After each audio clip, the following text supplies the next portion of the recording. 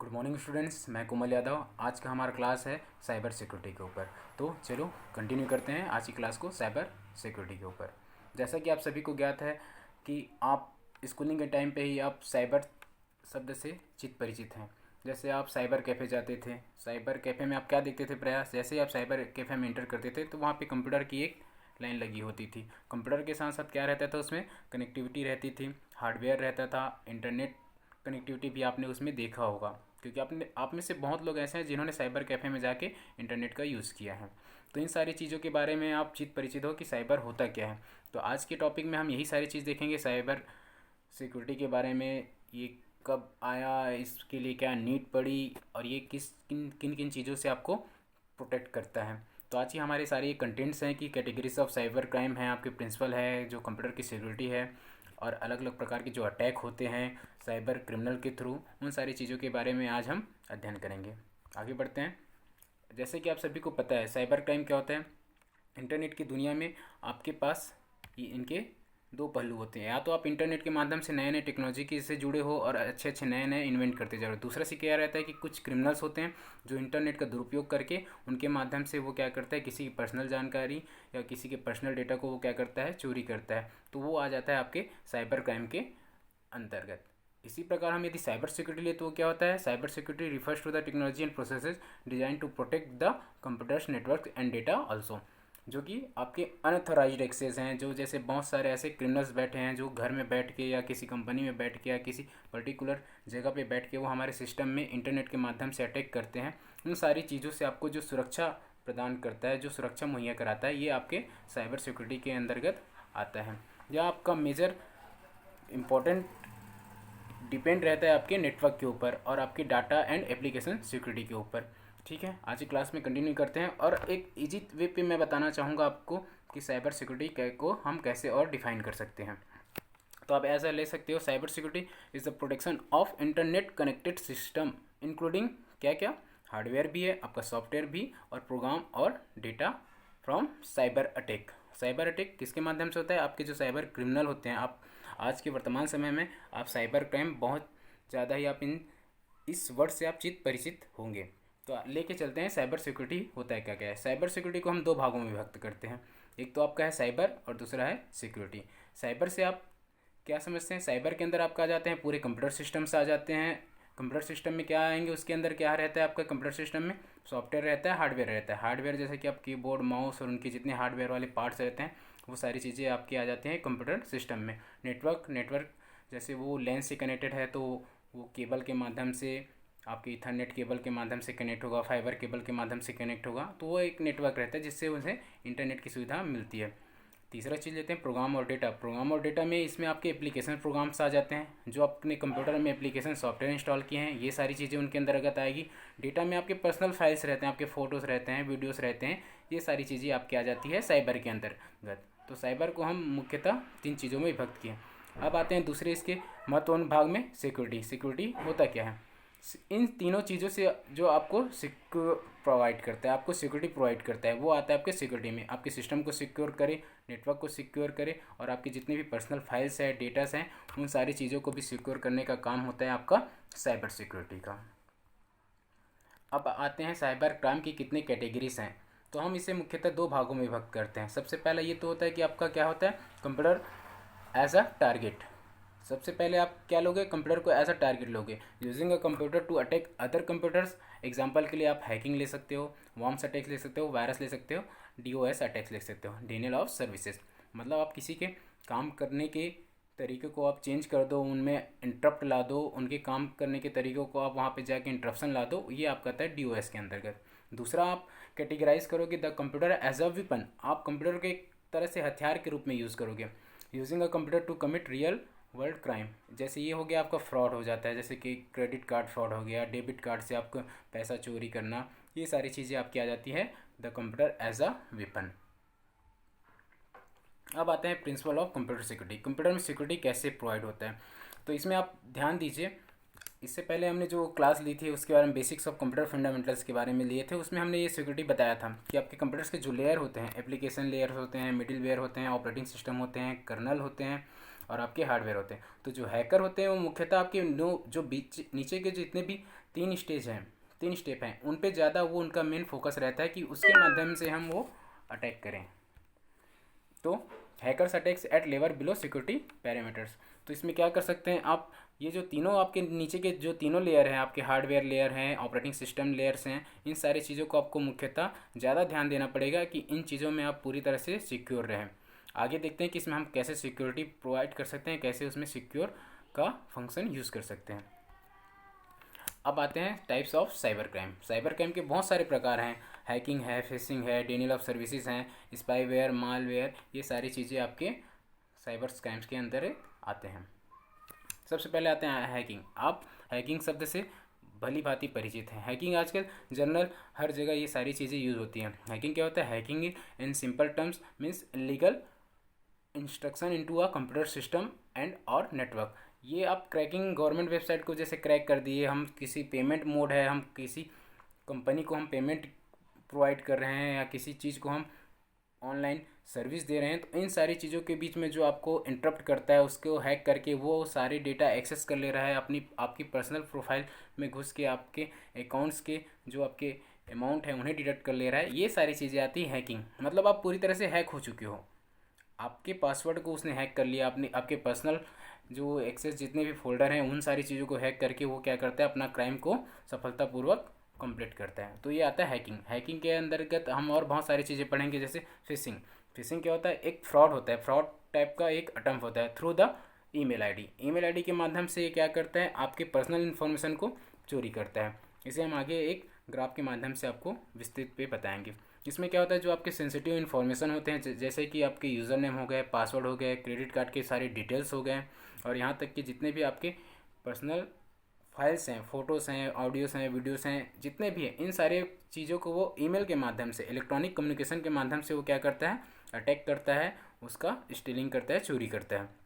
हम इसे और बोल सकते हैं, a common online fishing scam start with an email message. वो आपको क्या करेगा, सबसे पहले एक ईमेल मैसेज करेगा जो आप ट्रस्टेड सोर्स के माध्यम से लेगा। जैसे आप वो ईमेल ओपन करके देखोगे आपको लगेगा कि ये ट्रस्टेड है करके, बट एक्चुअली वो क्या रहता है, ट्रस्टेड नहीं रहता है। तो ये एक फ्रॉडेंट वेबसाइट के माध्यम से वो एक स्टेप बाय स्टेप क्राइम अपना कंप्लीट करता है। आगे हम देखते हैं इस चार्ट के माध्यम से।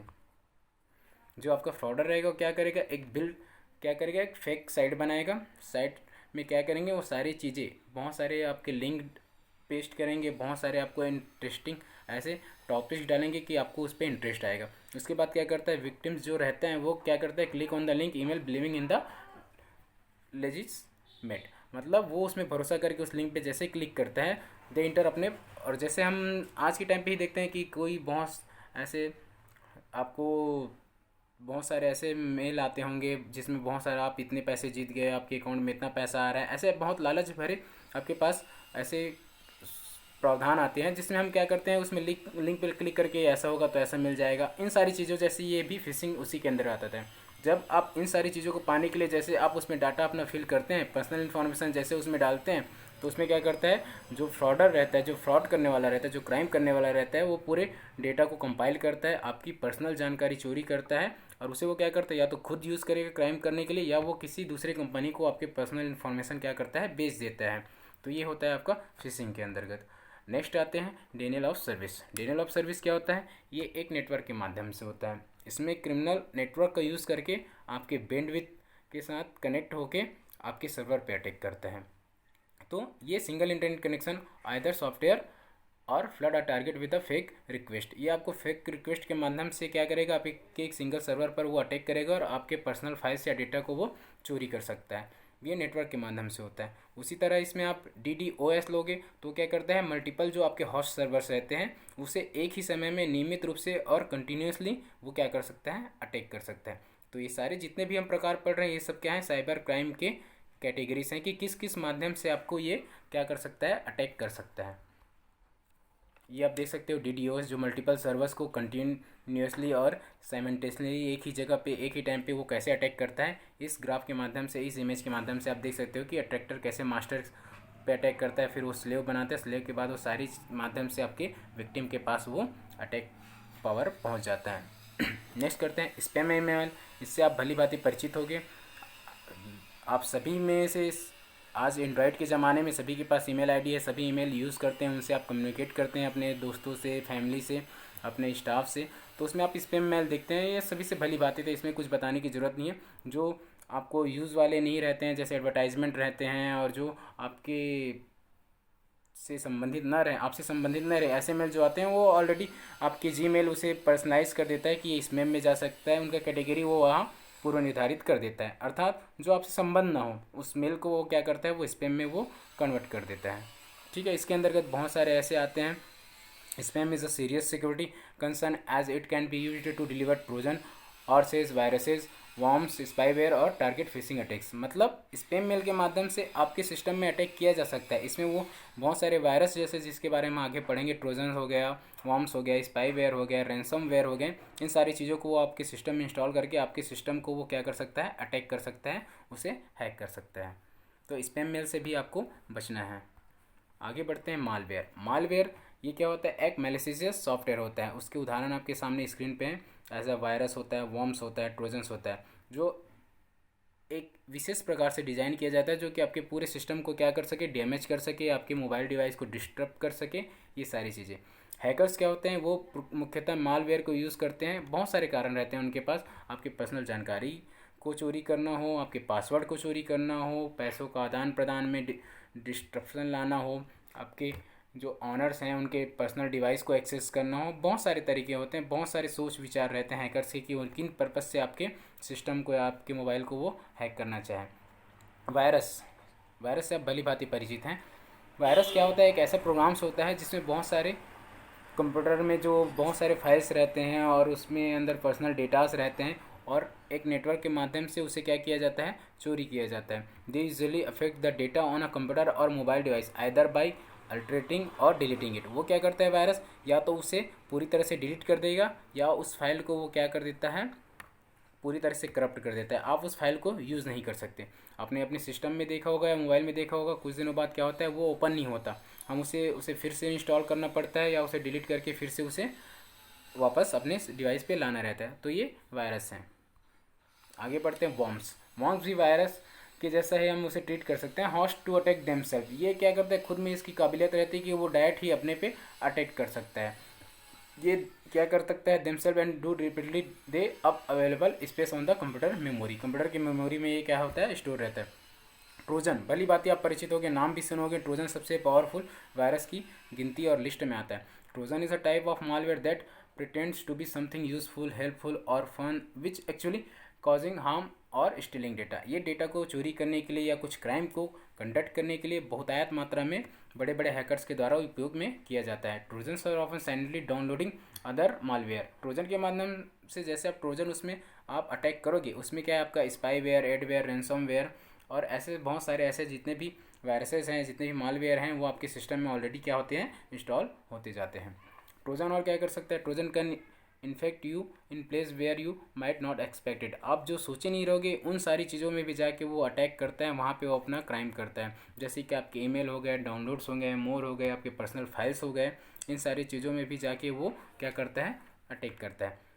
तो आपको सेफ़ रहने के लिए क्या करना पड़ेगा, इन सारे मालवेयर को, इतने सारे वायरस हैं, इतने वॉर्म्स हैं, इन सबको क्या करना पड़ेगा, उनसे सिक्योर होना पड़ेगा, उनसे बचने की जानकारी आपको लेनी पड़ेगी। तो आगे के स्लाइड्स में हम इनके बारे में डिटेल पढ़ेंगे। आते हैं एक सर्वे के मुताबिक आप देख सकते हो कि साइबर अटैक का परसेंटेज क्या है। ये FBI के माध्यम से कि फाइनेंशियल फ्रॉड इतने % का था। वैसे आप डिनियल ऑफ सर्विस देख सकते हो 71% है। सबसे ज़्यादा आपका दिख रहा है employ abuse of internet privileges 85% है। और ये वायरसेस के माध्यम से इतने सारे जो आपके ग्राफ हैं, जो आपके परसेंटेज है, वो यहाँ पे आपकी स्क्रीन पे शो हो रहा है। Advantages of cyber security, cyber के बारे में पढ़े, सिक्योरिटी के बारे में पढ़े, तो उनके एडवांटेजेस क्या हैं। ये क्या करता है, will defend us from hacks and viruses. जो आप हैक होंगे, आप हैकर्स के माध्यम से आपकी डेटा चोरी होगी, आप उसके माध्यम से आप क्राइम के शिकार होंगे, तो उनसे क्या करता है, आपको एक सुरक्षा प्रोवाइड करता है। ये आपको वेबसाइट में सिक्योर होकर ब्राउजिंग करने का ऑप्शन भी प्रोवाइड करता है। इंटरनेट आप यदि यूज़ कर रहे हो तो आपको बहुत ज़्यादा खतरा होता है कि आप हैक हो सकते हो, आप क्राइम के शिकार हो सकते हो। तो क्या करता है ये, internet security process all the incoming and outgoing data on our computer. जो आप इनकमिंग डेटा है, आउटगोइंग डेटा, उन सबको क्या करता है, सेव करके रखता है, एक सेफ जोन में आपको वर्क करने का वर्क स्टेशन प्रोवाइड करता है। और ये हमें बहुत सारे ऐसे क्रिटिकल अटैक्स होते हैं, वायरसेस होते हैं और अनऑथराइज्ड एक्सेस होते हैं, उन सारी चीज़ों से भी आपको ये पूरी तरह से बचा के रखता है। The application of cyber security used in the our PC update in every week.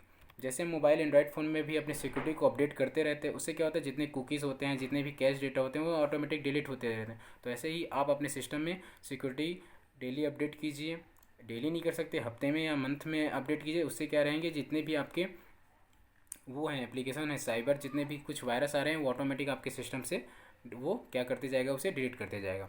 The security developer will update their database every week once. वो तो वीक में कम से कम एक बार अपडेट करते हैं। तो इसके लिए आप क्या कर सकते हैं, अपने सिस्टम को भी डेली या तो नहीं तो 3-4 दिन के भीतर ही आप अपने सिस्टम के एंटीवायरस को अपडेट कर दीजिए। इससे क्या है जो नए वायरस आपके सिस्टम में आए हैं वो आपको 2 या 3 दिन के माध्यम से पता चल जाएगा और जिससे डिटेक्ट करके आप उसे क्या कर सकते हैं, डिलीट कर सकते हैं।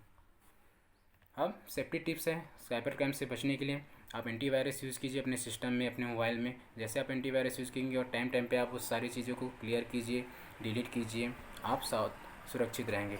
फायरवॉल्स क्या करता है, इंटरनेट और यूज़र्स के बीच में एक वॉल बनाता है सिक्योरिटी वाला, जिससे क्या है आपके वायरस हैं, जितने भी ट्रोजन हॉर्स हैं, जितने भी आपके मॉलवेयर हैं वो आपके डिवाइस में इंटर नहीं कर पाता।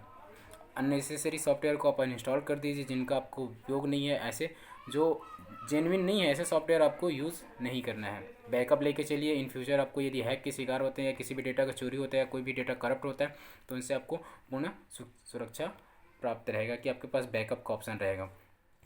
सिक्योरिटी चेक कीजिए, अपने फुल एड्रेस, अपने पर्सनल डेटा को आप किसी स्ट्रेंजर या ऐसे अनजान व्यक्ति से आप उसे शेयर बिल्कुल ना कीजिए। और इंटरनेट की प्राइवेसी के बारे में आप नेट के माध्यम से या किसी भी ट्यूटोरियल के माध्यम से आप पूरी जानकारी रखिए।